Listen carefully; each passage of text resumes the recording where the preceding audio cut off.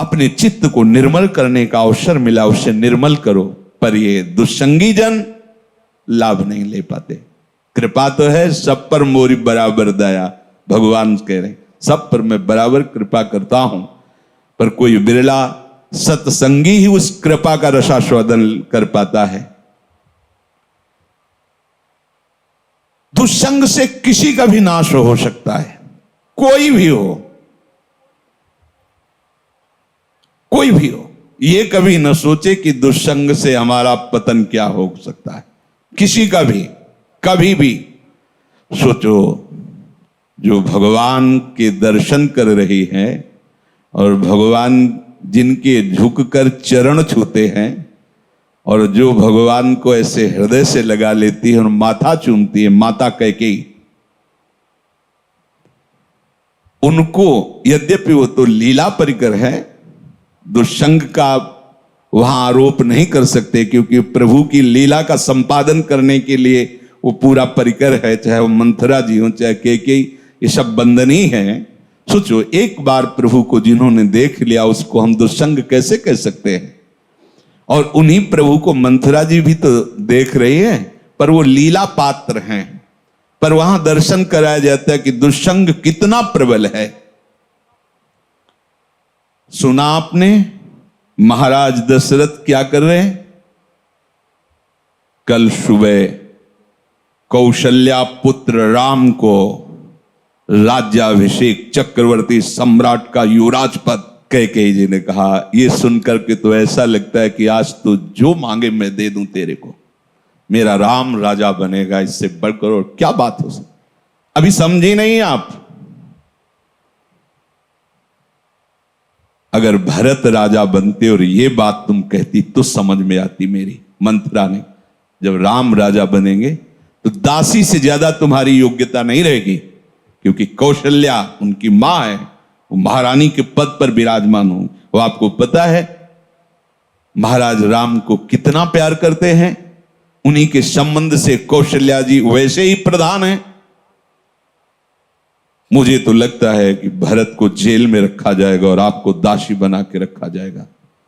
उनका घर फोरी, अगर जबान से एक भी शब्द निकला तो तेरी जबान काट देंगी।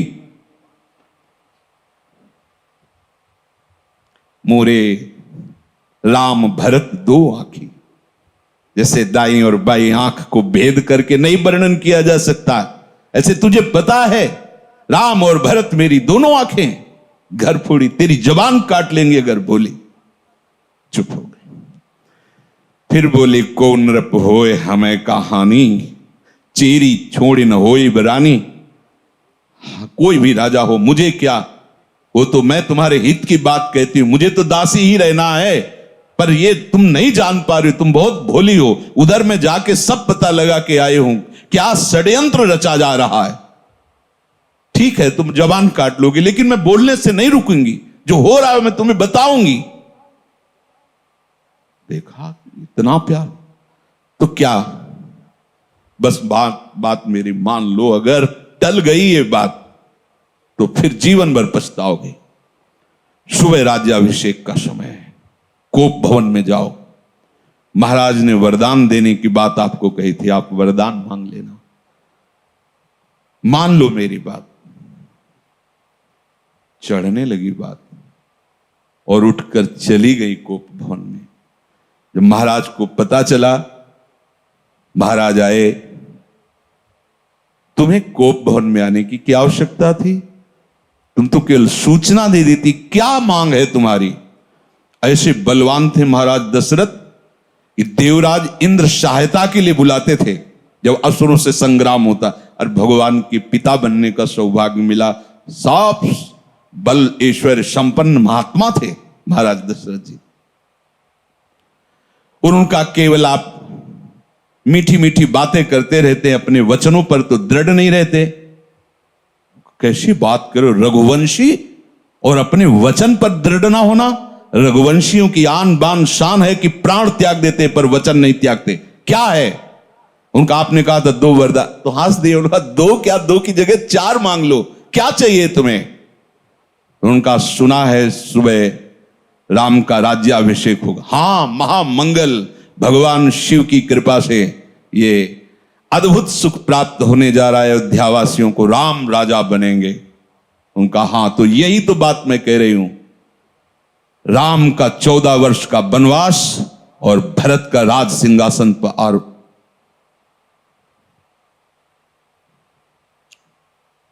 महाराज सोच भी नहीं सकते थे, ऐसी अवाक रह गए, ये क्या। बस यही तो हम कह रहे हैं ना, मीठी मीठी केवल बातें करते हो। दशरथ जी ने कैकेयी जी के चरणों में हाथ रखा, वर्णन आया है, और कहा मेरे प्राण मांग लो तो देने में मैं हिचकूंगा नहीं, लेकिन राम को वनवास ऐसा मत करो। सुबह होते ही मैं भरत को बुला करके राजगद्दी दूंगा, आप कहोगी तो मैं राम और कौशल्या के साथ एकदम एकांत हो जाऊंगा, पर मेरे राम को वनवास। बस हम यही तो कह रहे थे कि मीठी मीठी केवल बातें। आप एक तरह से मूर्छित हो गए महाराज। क्या हुआ देखो, कितना आनंद मंगल होने वाला था, कैसा कुशंग ने स्वयं कैकेयी जी को भी वैधव्य सहना पड़ा। और जो नेत्रों का परम लाभ है, 14 वर्ष तक उस लाभ से वंचित रहे प्रभु से। दुष्संग हरि गुरु से ऐसे क्षण में अलग कर सकता है। बहुत जैसे सत्संग में सामर्थ्य है कि लौ मात्र का सत्संग स्वर्ग और भोग मोक्ष आदि का त्यागी बना सकता है, तो ऐसे कुसंग भी कम नहीं है। अगर वो सही कुसंग मिल जाए तो परम पद से भी भ्रष्ट करने का वो मार्ग रच सकता है। इसलिए कह रहे कि दुस्संगः सर्वथैव त्याज्यः। किसे हम समझे कि दुस्संग होने जा रहा है, तो शास्त्र कहता है यद्य शद्भिः पथि पुनः शिष्णोदर कृतोद्यमैः आस्थितो रमते जंतुस् तमो विशति पूर्ववत् सत्यम शौचम दया मौनम बुद्धि श्रीर्यशः क्षमा समो दमो भगश्चेति यत्संगाद्याति संक्षयम ते स्वशान्तेषु मूढ़ेषु खंडितात्म स्वसाधुषु संगम न कुर्यात् छोच्चेषु योषित क्रीड़ा मृगेषु च। जो केवल रसेंद्री के स्वाद में और जनेंद्री के भोग में है, उसका कभी भी संग नहीं करना चाहिए। शिष्णोदर कृत्योद्यमई, जिसका सारा का सारा उद्यम केवल 2 इंद्रियों के पोषण में है, अच्छा अच्छा खाने को मिले और भोगने को मिले, सबसे बड़ा कुसंग। ये भगवद वाणी। यद सदभी पथि पुनः, सतमार्ग में चल दिया है पर पुनः वो भ्रष्ट हो जाएगा। यद्य सदभी पथि पुनः शिष्णोदर कृतोद्यमई, जो केवल अच्छा अच्छा खाने को मिले और भोग भोगने को मिले जनेंद्री से, इतना ही उद्यम है। प्राय देख लो, इतना ही उद्यम है। खूब कमाओ और खाओ और भोगो, बस इतना ही जीवन है लोगों की। बच्चापन से लेकर और मृत्यु तक केवल इतनी ही चेष्टा है, खूब भोग संग्रह करो और उनको भोगो और मर के दुर्गति प्राप्त करो। शिष्णोदर कृतोद्यमई, जिनका उद्यम, जिनका प्रयास केवल 2 इंद्रियों के पोषण में है, ये खाया जाए, ये खाया जाए, ये पिया जाए, ऐसे भोग किया जाए, ये घोर कुसंग है भगवत प्राप्ति के मार्ग में। जो भगवत मार्ग में आगे बढ़ना चाहता है, संगम त्यजेत मिथुन व्रतिनाम मुमुक्षुः सर्वात्मनान विसृजेत बहिरिंद्रियाणि एकश्चरण रहश्चित्तमनंतैः से युंजीत तद्वृत्तिषु साधुश्चेत प्रसंगः। महाराज शौभरी जी अपना अनुभव करके कहते हैं कि यदि भगवत प्राप्ति करनी है तो ऐ मुमुक्षु, कभी मैथुन धर्म से युक्त प्राणियों का संग न करना, क्योंकि मछली के मैथुन को देख करके इनका मार्ग रुक गया और अपने मार्ग से भ्रष्ट हो गए। 50 ब्याह मानधाता की राजकुमारियों से किया। तब लिख संगम त्यजेत मिथुन व्रतिनाम मुमुक्षु, जिसका ये व्रत बन गया है कि मैं जीवन मुक्त होकर भगवान के चरणों की आराधना करूंगा, उसको कभी मैथुन धर्म से युक्त प्राणियों का संग नहीं करना चाहिए। स्पष्ट आदेश है, संगम त्यजेत मिथुन व्रतिनाम मुमुक्षु सर्वात्मनान विसजेत बहिरिंद्रियाणी, अपनी इंद्रियों को बहिर्मुख मत होने दो, अंदर ही अंदर भगवत चिंतन परायण रहो। शिष्णोदर कृत्योद्यमई जो हैं उनसे दूर रहो, जिनका उद्यम केवल रसेंद्रिय और जनेन्द्रिय के पुष्ट करने में है, ऐसे कुसंग का त्याग करो। जो नीच पुरुषों का संग कर लेता है, बड़ा रंग चढ़ता है, अजामिल सात्विक भाव वाला है, उत्तम कुल से है और अपने धर्म का आचरण करने वाला है, और आज भी वो यज्ञ के लिए ही समिधा लेने जा रहा है, लेकिन वहां वन में एक वैश्या के साथ एक धनी शूद्र बड़ी ही मलिनता पूर्वक आचरण करता दिखाई दिया। बस उस हाव भाव और उस चेष्टा को देख करके ये धर्म का त्याग करके और उसी वैश्या में ऐसे आसक्त हुए, केवल भगवान नारायण नाम के प्रभाव से बच गए, नहीं तो ऐसी दुर्गति होती। यम के दूत तो आए ही थे लेने, पुत्र के बहाने से नारायण निकल गया, बात बन गई। एक दृश्य ने अजामिल को, धर्म से युक्त निष्ठा वाले को परास्त करके घोर निंदनीय विषयों में फंसा दिया। एक दृश्य ने, मछली की मैथुन क्रीड़ा ने महाराज सौभरी को फंसा दिया। ऐसा न समझे कि आप के ऊपर कुसंग का प्रभाव नहीं पड़ेगा। हम देखते हैं एक चेष्टा ने वेश मंत्र मर्यादा सबका त्याग करवा दिया। कुसंग बहुत जोरदार है, अगर सत्संग जोरदार है तो कुसंग भी जोरदार है। अगर देवताओं में दैवी शक्ति है तो आसुरों में राक्षसी शक्ति है। खदेड़ देते, कभी कभी स्वर्ग से खदेड़ देते देवताओं को, भगवान आकर रक्षा करते हैं। ऐसे ही खदेड़ देता है दुस्संग कभी कभी सत्संगियों को, दौड़ा देता, भगा देता है। बहुत बड़ा बल है। जो ऐसे नीच पुरुषों की बहकावे की बातों में आकर क्या सुख है, मौज लो यार, जिंदगी मस्ती के लिए मिली, कहां बाबा लोगों के चक्कर में फंस के सब, अरे कुछ नहीं है, तुम्हें बता रहे कुछ नहीं है, जितनी जिंदगी मिली मौज से जी लो यार, काहे को टेंशन। हाँ, तो फिर पूरे विश्व में कोई टेंशन युक्त होना ही नहीं चाहिए, क्योंकि सब मौज में लगे। जीवों की हत्या करके उनका मांस खाना, मदिरा पीना, व्यभिचार करना, नए नए व्यभिचार करना, तो सबको मस्त होना चाहिए। अगर हमको ये दिखाई दे कि तुम्हारी बात सत्य है तो हम सुने, सब टेंशन में है।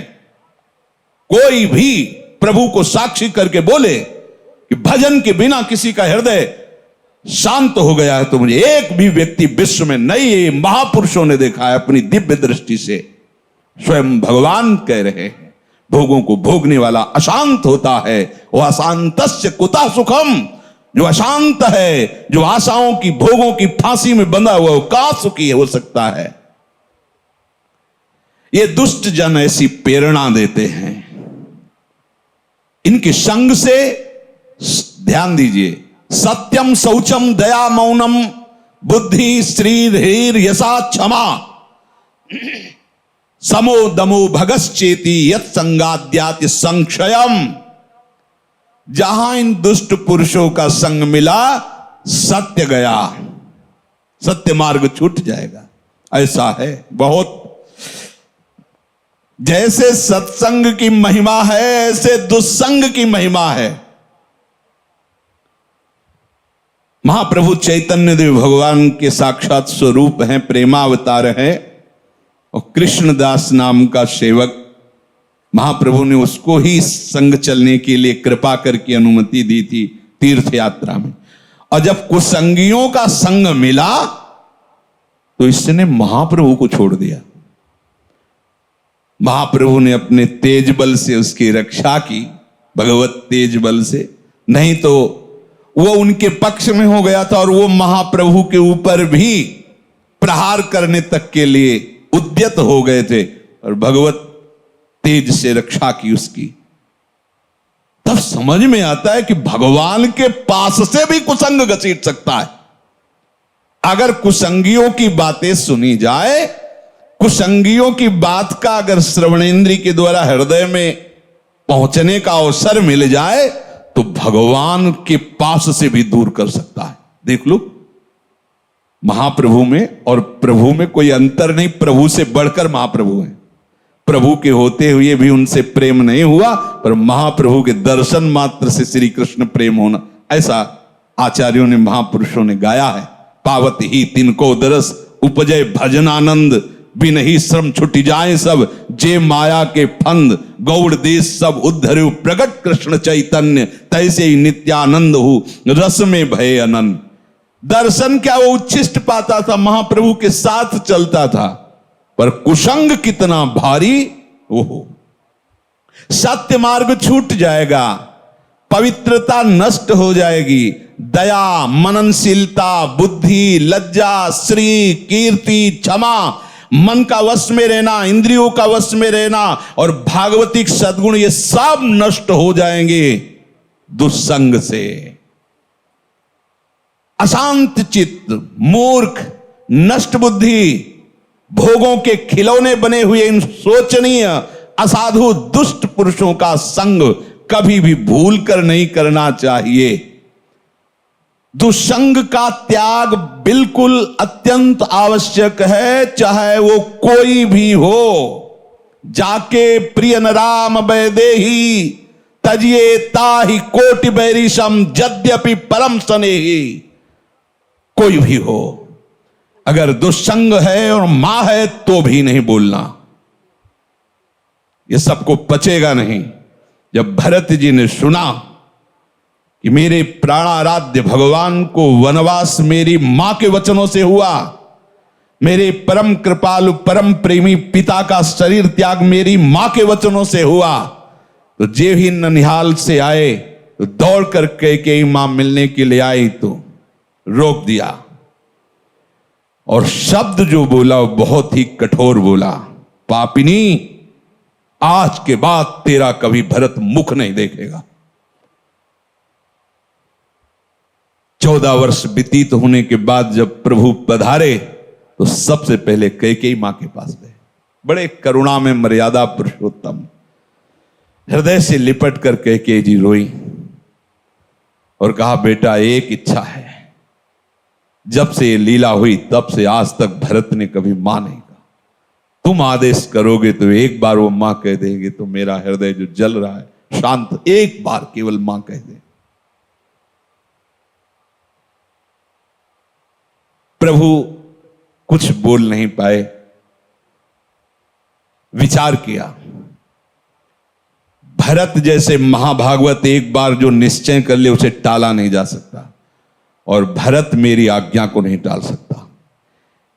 अब ऐसी परिस्थिति में निश्चित वो प्राण त्याग देगा।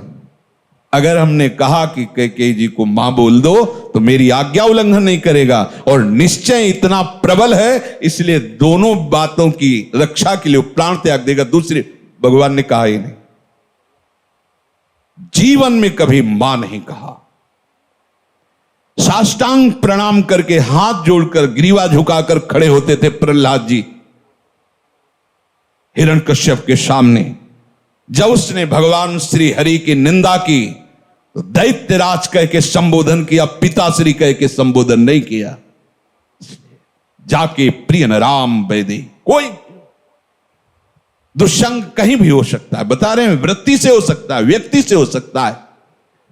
तो प्रभु कह रहे हैं, स्वयं ये भगवान के वचन है कि बरु भल बास नरक करताता, दुष्ट संग जन देई विधाता। भले नरक का वास हो जाए तो अच्छा है, उससे पाप क्षीण होंगे, लेकिन दुष्ट का संग ठीक नहीं। दुष्ट का वास, दुष्ट का संग, दुष्ट से मित्रता, दुष्ट से संभाषण बिल्कुल ठीक नहीं। बरुभल बास नरक करता, भले नरक में हमें वास मिले लेकिन दुष्ट का संग ना मिले। दुष्ट संग से केवल दुराचारी मनुष्यों का ही संग नहीं समझना चाहिए। अपनी इंद्रियां अपने मन की पेशगी भी दुष्ट संग है। ये जो हमारा मन भगवत भजन के विपरीत प्रेरणा कर रहा है, ये बहुत सुंदर है, ये अच्छा है, ऐसा देख लें, वो सुन लें, वो भोग लें, ये भी दुष्ट संग है। ये इंद्रियां दुष्ट हैं, ये मन दुष्ट है, जब तक ये संतुष्ट नहीं हो जाते। और इनके संतोष होने का एक ही कारण भजन, दूसरा नहीं। माता देहूती जी भगवान कपिल देव जी से कहती हैं, भगवान भोगों को भोगते हुए दुष्ट इंद्रियां कभी तृप्त नहीं हुई, आज भी चला रहे। जबकि महान योगेश्वर से संपन्न भगवान करदम जी ने ऐसी रचना रची थी, तो कपिल देव जी से कह रहे कि भगवान ये दुष्ट इंद्रियों के द्वारा ऐसे दिव्य भोगों को भोगने पर भी आज तक तृप्ति नहीं। ये दुष्ट शब्द उच्चारण किया इंद्रियों के लिए, ये मन बड़ा दुष्ट है। जब तक ये भगवदाकार नहीं हो जाता तब तक अपना मन, अपनी इंद्रियां, इनसे सावधान रहे। ये कुसंग है। हर बात मन की मानना, इंद्रियों की मानना, हर बात मन और इंद्रियों की अपनी मानना, ये बहुत घाटे का सौदा है। जब ये तुम्हें मन और इंद्रियां भोगों का चिंतन करा रहे, तुरंत काटिए। हमने आपको बताया सत्संग में कि नाम जोर से उच्चारण कीजिए तो संस्कार नहीं बनने देगा, उसकी चाल है। और जहां आप उसमें थोड़ा सा मिल गए तो ध्यायतो विषयान पुंसः संगस्तेषु उपजायते। जहां विषय ध्यान शुरू हुआ, पूर्व का भोगा हुआ या सुना हुआ या पढ़ा हुआ या देखा हुआ, जहां उस पे एकाग्र हुए, कुछ करो या न करो, जो उसका परिणाम हो तो हो गया। तुम्हारा अंतःकरण गंदा हो गया। क्रिया तो बाद में होती है, अंतःकरण पहले गंदा होता है। ध्यायतो विषयान पुंसः संगास्तेषु उपजायते। जहां विषयों का ध्यान सुखपूर्वक किया, ऐसे से ऐसा हो, ऐसे से, बस वो अंतःकरण को मलिन करके संकल्प बना देगा। और जहां संकल्प बना और संकल्प में बाधा पड़ी, प्रतिकूलता आई, तो क्रोध अपना अधिकार कर लेता है। संगात संजायते कामः, कामात् क्रोधो विजायते, क्रोधात् भवति सम्मोहा, सम्मोहात् स्मृति विभ्रमः, स्मृति भ्रंशात् बुद्धिनाशो, बुद्धिनाशात् प्रणश्यति सर्वनाश हो गया।